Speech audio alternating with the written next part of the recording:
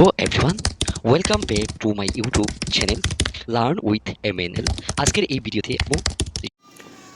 এই ভিডিওতে ক্লাস 8-এর আমরা পরিমিতি যেটা 11.2-এর যে অঙ্কগুলি করব, আমরা আজকের এই পরিমিতি কীরকম এই পরিমিতির অঙ্কগুলি করব, প্রত্যেকটি স্টেপ খুব সহজ হিসাবে তোমাদেরকে বুঝিয়ে এই অঙ্কগুলি করব। তো আজকে এই ভিডিও তোমাদের অঙ্কগুলি দেখে কেমন লাগলো, তোমাদের মতামতগুলি ভিডিও নিচে কমেন্টে জানাতে পারো। আজকে আমরা শুরু করব যে পরিমিতির যে অঙ্কগুলি রয়েছে, আমরা 11.2। এক নম্বর আমরা দেখতে পাচ্ছি একটি গণকের প্রতিটি বাহুর দৈর্ঘ্য 27 সেন্টিমিটার হলে গণকটির পৃষ্ঠ খালি বের করো।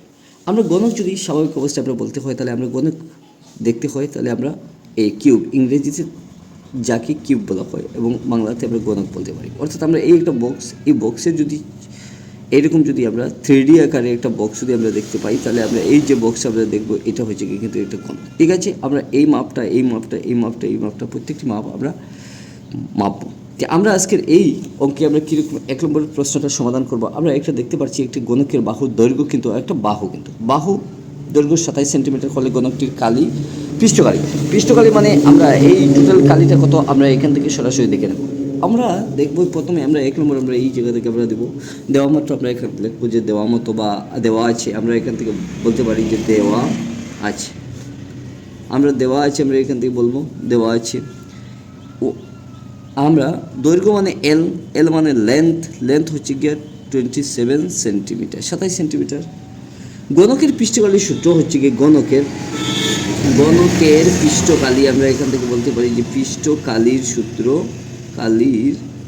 সূত্র আমরা বলতে পারি সূত্র সমান 6L²।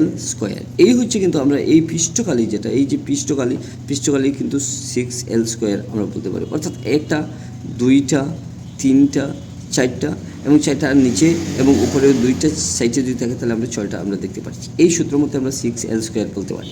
এখন আমরা 6-এর যে মানটা আমরা পেয়েছি, আমরা এখান থেকে 6 পেয়েছি, আমরা 6, ঠিক আছে, ইন্টু দিয়ে আমরা L এর মান 27² আমরা স্কোয়ার করব। অর্থাৎ আমরা এই 27কে অর্থাৎ 26 × 27 × 27 আমরা এইরকম দেখতে পারি। এখন আমরা কি করছি কি, আমরা এখানে দেখতে পাচ্ছি যে 27 আমরা এখান থেকে পূরণ করব। 27 যখন আমরা পূরণ করবো 7 7 49 9 হাতে হচ্ছে গিয়ে 4, 2 7 14 15 16 17 18 আমরা এইরকম করে দিলাম। তারপর আমরা 2 7 14 4 হাতে 1 হয়েছে, 2 2 4 হাতে রেখে 5 হয়েছে। ঠিক আছে, আমরা 9 12 2 হাতে 1 5 6 এবং 7 আমরা দেখতে পারলাম যে 6 × 7 2 9। এই 7 2 9কে আমরা যদি আবার 6 দিয়ে আমরা পূরণ যদি করি, তাহলে আমরা দেখতে পারবো যে সংখ্যাটা বাইরে হয়েছে। আমরা এই জায়গা থেকে এই অঙ্কটা করতে পারছি। অর্থাৎ 6 নং আমরা দেখতে পাচ্ছি 54, 4 হাতে 6 5 2 6 12 13 14 15 16 17 7 হাতে 1 এবং 6 7 42 সেক্ষেত্রে 43 আমরা এখান থেকে 43। অর্থাৎ আমরা এই জায়গা থেকে 4374 এই সেন্টিমিটার স্কোয়ার আমরা বলতে পারি। আশা করি আমরা এই জায়গা থেকে অঙ্কগুলি খুব সহজেই করতে পারলাম, খুব সহজ মাধ্যমে। যদি আমরা 1 নম্বর কমপ্লিট করে ফেলি, তাহলে আমরা দেখতে পারবো যে 2 নম্বর দেখতে পারবো এখানে একটা কোটার মেজের পরিসীমা 30 মিটার এবং কোটার উচ্চতার পরিসীমা হচ্ছে গিয়ে 10/1 অংশ হলে কোটাটি 4 দেওয়ালের কালি নির্ণয় করো। আমরা এই কালিগুলি কীরকম নির্ণয় করব, আমরা কালিগুলি নির্ণয় করতে গেলে তার একটা ফর্মুলা রয়েছে। আমরা এই ফর্মুলাগুলি আমরা কীরকম ব্যবহার করব বা ফর্মুলা ছাড়া আমরা অর্থাৎ সূত্র ছাড়া আমরা কীরকম অঙ্কগুলো করব, প্রত্যেকটি অঙ্ক আমরা খুব সহজ হিসাবে তোমাদেরকে দেখানোর চেষ্টা করব, যাতে আমরা খুব কম সময়ে সহজ হিসাবে সমাধান করতে পারি। আমরা একটা কোটা মনে করি, আমরা একটা কোটা, এই একটা গড়, এই গড়ে আমরা ধরে একটা স্কোয়ার আমরা নিয়ে নিলাম, যে প্রশ্ন দেওয়ার মধ্যে আমরা 30 মিটার, আমরা এখান থেকে একটা দিলাম 30 মিটার। ঠিক আছে, 30 মিটার যদি আমরা এখান থেকে দিই, তাহলে আমরা একটা দেখতে পারবো যে 30 মিটার এবং কোটার উচ্চতা হচ্ছে গিয়ে আমরা 10/1 অংশ। আমরা এখান থেকে 10/1 অংশ দিলাম এবং এই যে পাশের যে অংশটা আমরা কী করলাম, আমরা 30 মিটার আমরা করে দিলাম। এখন আমরা কীরকম এই অঙ্কটা করবো, আমরা এখান থেকে 2 নম্বর দিয়ে দেবো। 2 নম্বর দেওয়ার মধ্যে প্রশ্ন মতো আমি এখান থেকে লিখবো যে প্রশ্ন মতে দেখতে পাচ্ছি যে আমি যে 30 মিটার হয়েছে। ঠিক আছে, আমি কোটাটির পরিসীমা আমরা দেখতে পারলাম যে কোটাটির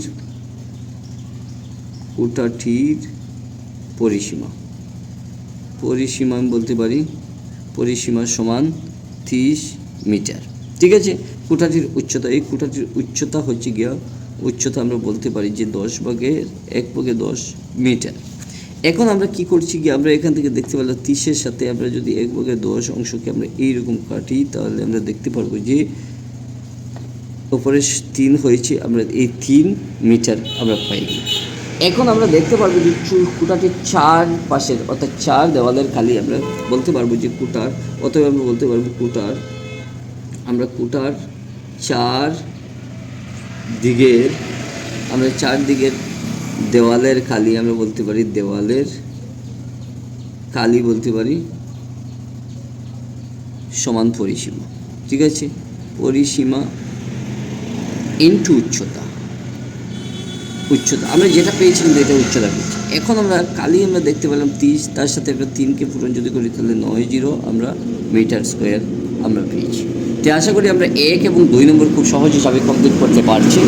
এখন সরাসরি আমরা বাকি অঙ্কগুলি অর্থাৎ আমরা 3 নম্বর দেখতে পারবো আয়তীয় একটি গণকের মোট পৃষ্ঠকালি 50 বর্গমিটার এবং পার্শ্বীয় পৃষ্ঠকালি 30 বর্গমিটার হলে এর ভূমির তলের কালি বের করো। ঠিক আছে, আমরা এই অঙ্কটা করে নিতে পারি, কিন্তু আজকের এই ভিডিওতে আমরা 1 এবং 2 কমপ্লিট করছি। তোমাদের মতামতগুলি তোমরা ভিডিও নিচে কমেন্টে জানাতে পারো, আমরা বাকি ভিডিওগুলি আমরা অন্য কোনো এক ভিডিওতে দেখানোর চেষ্টা করবো, অর্থাৎ 3, 4, 5, 6, 7 যে অঙ্কগুলি রয়েছে প্রত্যেকটি। আজকের এই ভিডিও 1 এবং 2 কমপ্লিট করলাম। ধন্যবাদ।